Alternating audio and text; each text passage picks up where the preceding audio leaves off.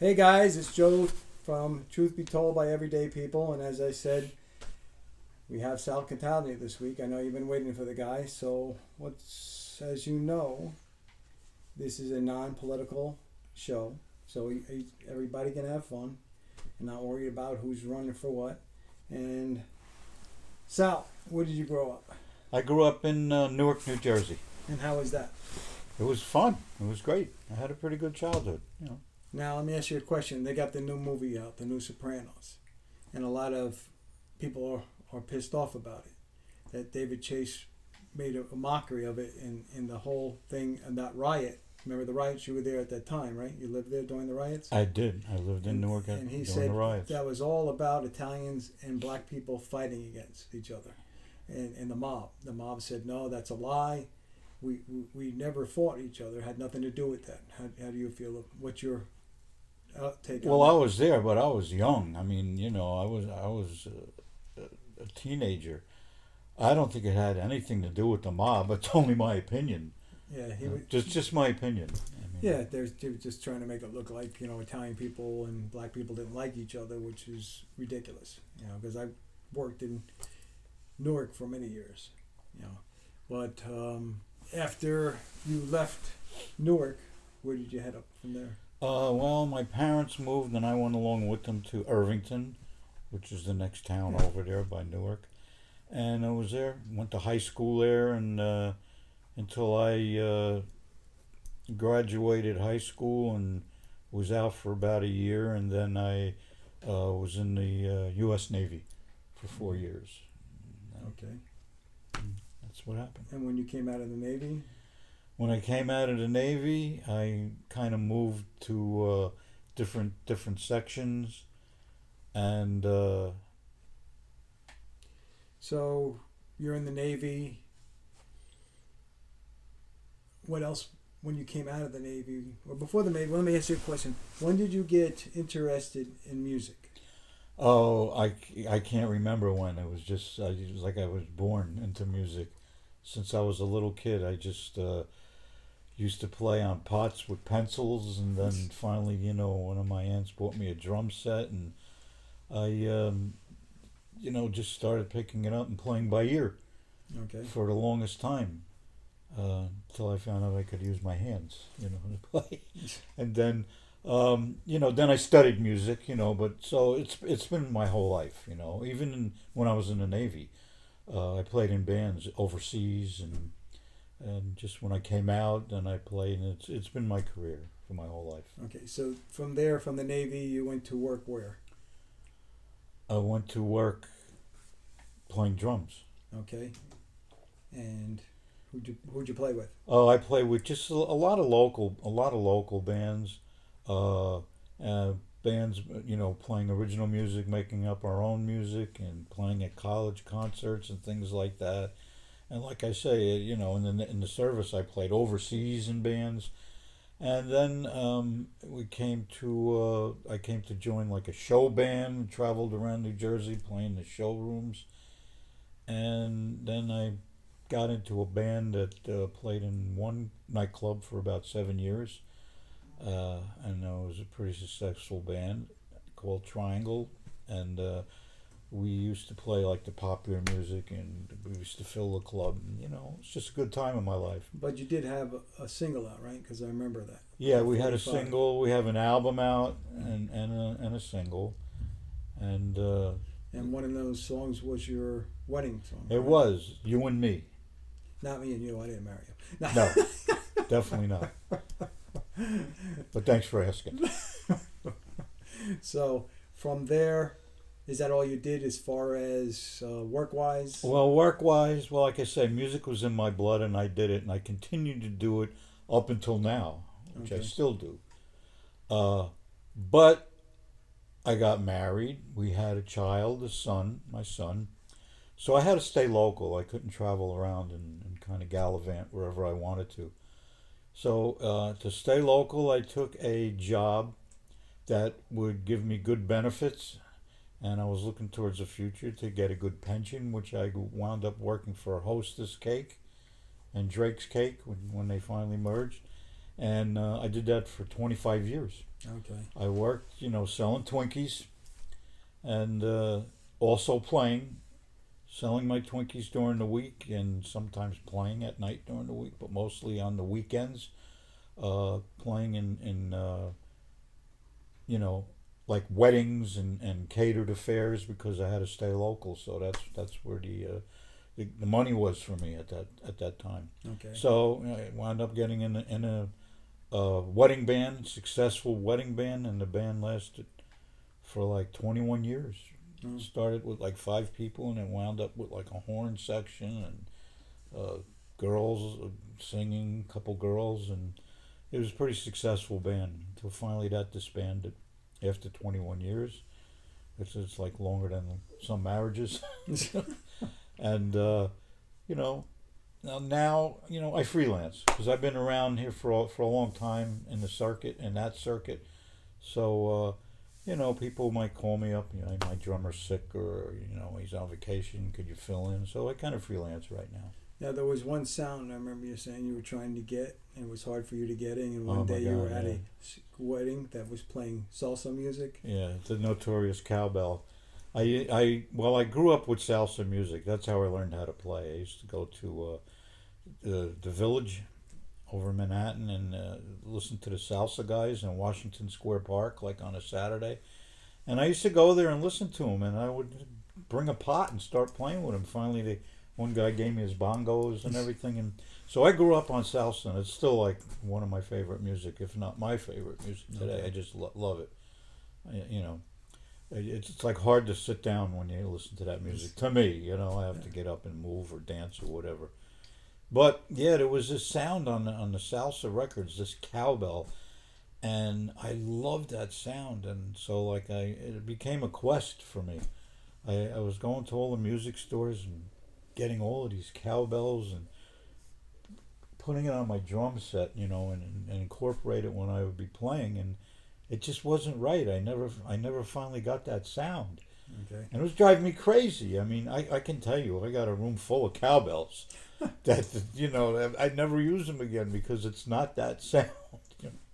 So I was playing a wedding one day in a place where they had a few weddings going at one time, and I was on a break walking through the hall, and there was this salsa band playing in one of the rooms, and there was that sound. I heard it, the cowbell. So I go running in there, and I couldn't wait for them to stop playing. Finally they took a break, and the band leader's looking for me, and I'm not going back. I got to find out because that was the sound. I had to ask him, where do you get this? Finally, I got the guy, and he said this little store in the Bronx by Yankee Stadium. Yeah. J&R makes cowbells. So he told me where it was, and I Googled it. I got the address, and I went over there because it was a little store, Okay. just like size of a small bedroom or something. And everything's by hand. They have a machine where they press or whatever. But I go in there, and that was it. It was the sound. So the guy made me a couple cowbells, and I still have them, and I still use them. They're on my kit back there. Cool. Finally got the sound, So Now, is that guy still there? he passed, Ah. but I don't know if maybe a relative is still doing it. I don't think so, But there's been a lot of copycats out since then, and No, it's not the same. it's very close, Close. very close. But it's not. But I got the original. Yeah, you got the original stamp. Now, drum wise, how'd you learn to play drum? I was self-taught for a few years, and I just had a natural rhythm and a natural feel for it. But then I studied music, so I was taught. When you were a kid, were you playing with it? Was your interest in school to play, or not? I wasn't. I didn't take lessons in school. I think when I got out of like grammar school, that's when I really got it serious with it. And when I was in high school, and I had my own set of drums, and just started playing. And even after that, very shortly, it was in bands, just playing. Okay, By self-taught. that's good, right? Hey, And then I studied. So now now I'm legal. Now you're legal. We were looking for you, Yeah. the illegal drummer. Yes. Your son, you do some work with your son, correct? Well, yeah, he had a bail bonds business for a while, so I did that on the side, helping him out for a little bit. Tracking down people like Dog the Bounty Hunter. Well, I actually was not a bounty hunter, you know. I used to go to the jails and write the bond, the paperwork, and get the people out. All right. And what else do you do with him now? Anything? Well, he has a popcorn business, a popcorn franchise, but he does big events like Javits Center in New York, Convention Center, you know, Philadelphia, big things, you know. So I helped him launch that business. You know, Okay. I helped him. It was just him and I loading up like big trailers worth of, you know, with equipment and everything, and until he got on his feet, and then he got some employees, and so, you know, now I just eat the popcorn. Now you just eat the popcorn. Yeah. Now there is something that you do now that's a little different, and I haven't heard about it before until you Yes. sit. I do, well, it's called sound therapy Okay. or gong bath, Okay. which I do music by with instruments for therapy, and you know, I got into that. You know, basically, my wife one day saw it on the news, gong Okay. bath, and she said, you know, she showed it to me. I said, well, now I got interested in it. I went on YouTube and I started watching people play the gongs, you know, and make all, and you know, people think of gong, and even when I say gong bath, you think you're gonna get like, The Gong Show. you think you're gonna get like your equilibrium, and you're gonna like Yeah. the noise, but no, gongs make such a different variety of sounds and tones and harmonics. It's like, I found it unbelievable when I first got into it. I had a gong from my old rock and roll days when I used to play, so I watched what they're doing on there, you know, and I got my gong out, and I started, you know, fooling around with it. I got a couple little mallets, which I just watched them on YouTube what they were doing, and I liked it. You know, I was pleased with what it was doing for me, Okay. and so I started watching more and more and some of these people, and I just said, yeah, I can do this. You know, I Okay. like it, and I says, I think I could add a little something different to it, because being a drummer percussionist, what I do with this with the instruments is I kind of make a marriage of like the gongs and all the other meditation instruments, and I combine that with my percussive skills. Okay. So maybe little subtle rhythmic patterns in the background on the gongs and things, and it works. So I ventured out, and I went to a few of these places where people were performing and doing this, and I started talking to them and told them like what I was into.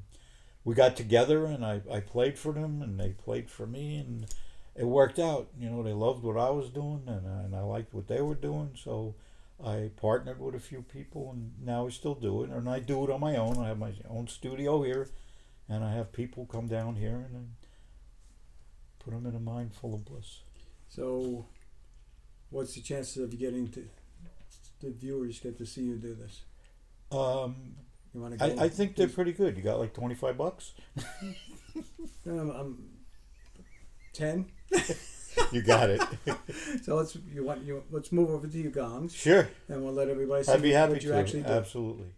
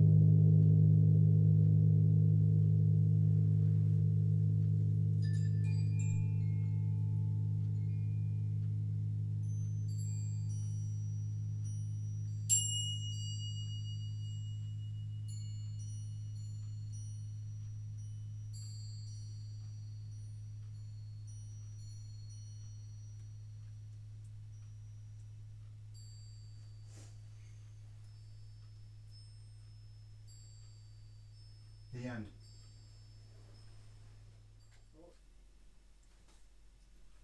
So Sal, that was different. It was good. You know, I was pretty relaxed, almost falling asleep myself on there. So Yeah, I can me see too. How your what would you call them? Your patients? What do you call them? Well, just people who want some quiet time, you know. That's it, really. Yeah, you can feel that vibration. Everybody in the Yeah. back. You know. But if people want to get in touch with you, how would they do that? They just probably go on the link that's going to be on the website here, Okay. and they can get to me All right. that way. Do you want to tell them the link? I don't know what it is. Okay. Oh, that's all right. We'll take care of that.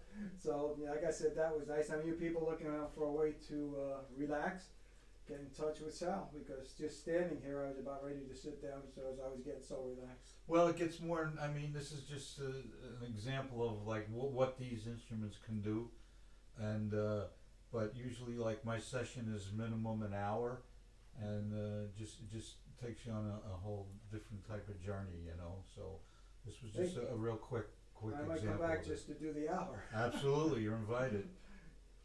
Have a great day. Thank you. I appreciate it.